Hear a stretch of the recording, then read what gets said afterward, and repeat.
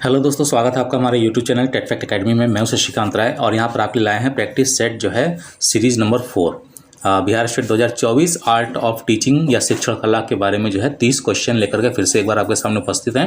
और उम्मीद करते हैं कि वीडियो आपको पसंद आएगा। वीडियो अगर आपको पसंद आए तो वीडियो को लाइक करिएगा, शेयर करिएगा, चैनल को सब्सक्राइब कर लीजिएगा, क्योंकि ऐसे ही वीडियो आपको जो है मिलते रहेंगे। तो आइए शुरू करते हैं। पहला क्वेश्चन ले लेते हैं। पहला क्वेश्चन है, शिक्षण कला का उद्देश्य क्या है? 4 ऑप्शन है।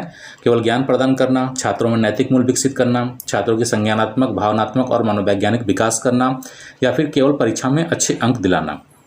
तो इसका ऑप्शन सी सही है, छात्रों की संज्ञानात्मक, भावात्मक और मनोवैज्ञानिक विकास करना। क्वेश्चन नंबर 2 है, शिक्षण कला में कौन सा घटक महत्वपूर्ण माना जाता है? 4 ऑप्शन है। पाठ्यक्रम, परीक्षा, शिक्षक और छात्र के बीच का संबंध या कक्षा का वातावरण। इसका ऑप्शन सी सही है, शिक्षक और छात्र के बीच का संबंध। नेक्स्ट क्वेश्चन लेते हैं। क्वेश्चन नंबर 3 है, शिक्षण कला में प्रभावी संप्रेषण यानी कम्युनिकेशन का महत्व क्या है? 4 ऑप्शन है। छात्रों को अनुशासन में रखना, छात्रों के साथ अच्छा संबंध स्थापित करना, छात्रों को अधिक गृह कार्य देना, छात्रों को प्रेरित करना और सीखने में रुचि बढ़ाना। तो इसका ऑप्शन डी सही है, छात्रों को प्रेरित करना और सीखने में रुचि बढ़ाना। क्वेश्चन नंबर 4 है, शिक्षण विधियों का चयन किस पर निर्भर करता है? 4 ऑप्शन है। छात्रों की आयु और योग्यता, स्कूल की आर्थिक स्थिति, शिक्षक की पसंद या उपलब्ध पाठ्य पुस्तकें। इसका ऑप्शन ए सही है, छात्रों की आयु और योग्यता।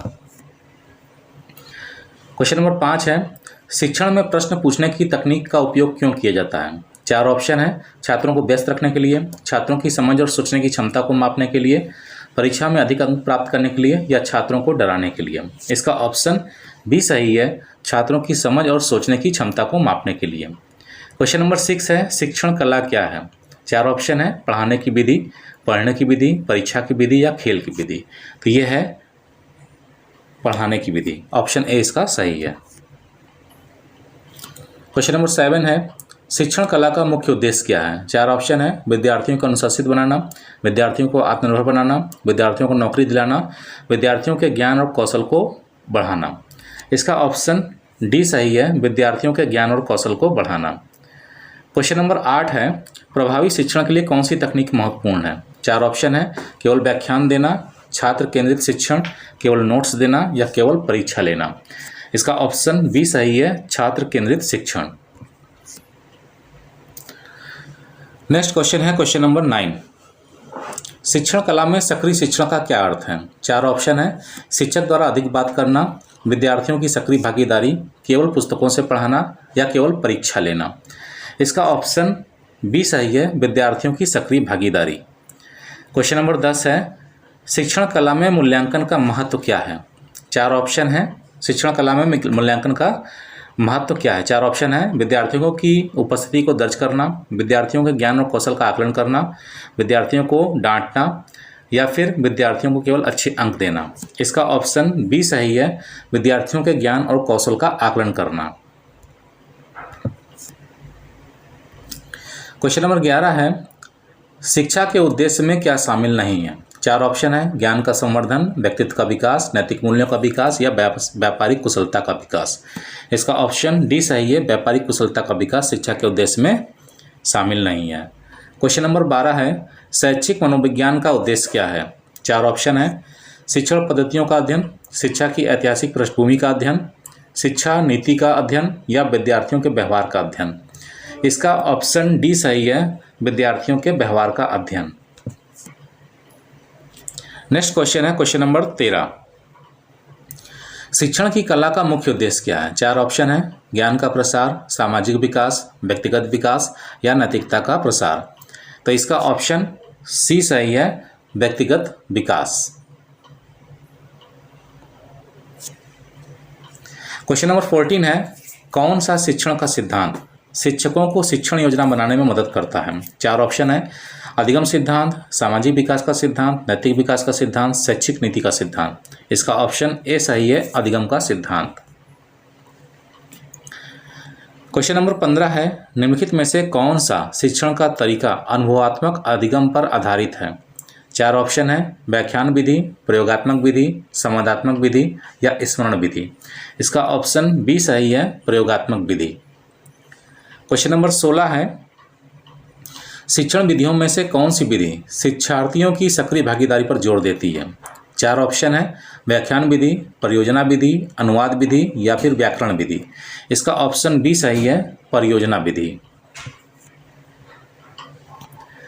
नेक्स्ट है क्वेश्चन नंबर 17 है, समूह चर्चा का मुख्य उद्देश्य क्या है। चार ऑप्शन है, शिक्षकों का व्याख्यान देना, छात्रों को लिखना सिखाना, छात्रों को एक दूसरे के साथ विचार साझा करने का अवसर देना या परीक्षा में अच्छे अंक दिलाना। इसका ऑप्शन सी सही है, छात्रों को एक दूसरे के साथ विचार साझा करने का अवसर देना। क्वेश्चन नंबर 18 है, कौन सा सिद्धांत सीखने में प्रबल प्रतिफल यानी रिवार्ड की महत्ता को मान्यता देता है। चार ऑप्शन है, प्रगम्यवाद, व्यवहारवाद, मानवतावाद या संरचनावाद। इसका ऑप्शन बी सही है, व्यवहारवाद। क्वेश्चन नंबर 19 है, निर्देशात्मक डिजाइन का मुख्य उद्देश्य क्या है।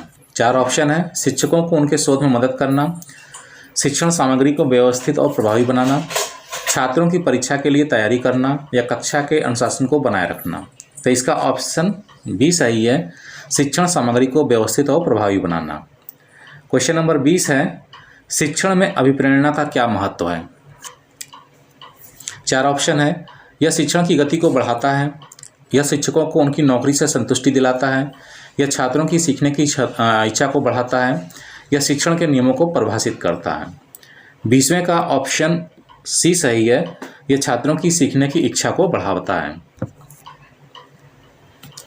क्वेश्चन नंबर 21 है, कौन सी शिक्षण विधि बालक के अनुभवों और क्रियाकलापों पर आधारित है। चार ऑप्शन है, प्रत्यक्ष विधि, अनुवाद विधि, क्रियात्मक विधि या व्याख्यान विधि। इसका ऑप्शन सी सही है, क्रियात्मक विधि। क्वेश्चन नंबर 22 है, व्याख्यान विधि के क्या लाभ हैं। चार ऑप्शन है, यह छात्रों को आत्मनिर्भर बनाता है, यह बड़े समूहों को प्रभावी ढंग से सिखाने में सहायक है, यह छात्रों की रचनात्मकता को बढ़ावा देता है, यह शिक्षण प्रक्रिया को धीमा करता है। इसका ऑप्शन बी सही है, यह बड़े समूहों को प्रभावी ढंग से सिखाने में सहायक है। क्वेश्चन नंबर 23 है, शिक्षण में सहयोगी अधिगम का क्या उद्देश्य है। चार ऑप्शन है, छात्रों को व्यक्तिगत रूप से सीखने के लिए प्रेरित करना, छात्रों को समूह में मिलाकर काम करने के लिए प्रोत्साहित करना, शिक्षकों को अकेले शिक्षण करने देना, छात्रों को केवल परीक्षा के लिए तैयार करना। इसका ऑप्शन बी सही है, छात्रों को समूह में मिलकर काम करने के लिए प्रोत्साहित करना। क्वेश्चन नंबर 24 है, कौन सी विधि छात्र केंद्रित शिक्षण को बढ़ावा देती है। चार ऑप्शन है, अनुकरण विधि, व्याख्यान विधि, पूछताछ विधि या विवरण विधि।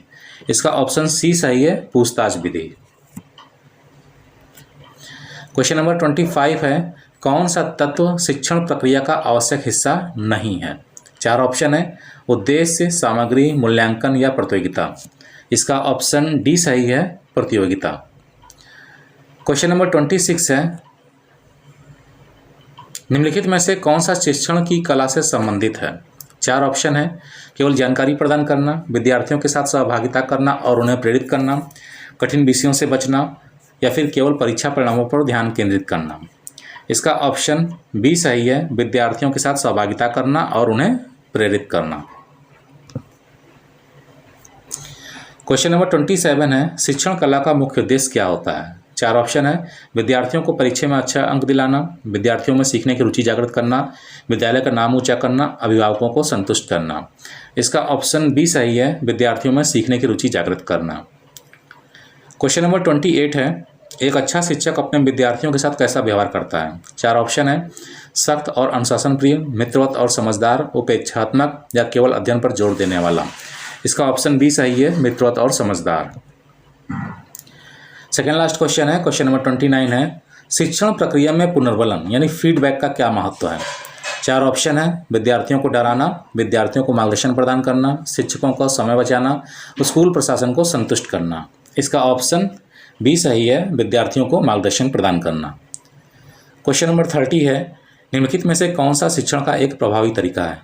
केवल व्याख्यान देना, विद्यार्थियों को परियोजनाओं में संलग्न करना, केवल पुस्तकों पर निर्भर रहना, समय समय पर परीक्षा लेना। इसका ऑप्शन बी सही है, विद्यार्थियों को परियोजनाओं में संलग्न करना। तो उम्मीद करते हैं कि वीडियो आपको पसंद आएगा। वीडियो अगर आपको पसंद आए तो वीडियो को लाइक करिएगा, शेयर करिएगा, चैनल को सब्सक्राइब करना ना भूलिएगा। जल्दी मिलते हैं अपने नए वीडियो के साथ में, तब तक के लिए इजाजत दीजिए। धन्यवाद।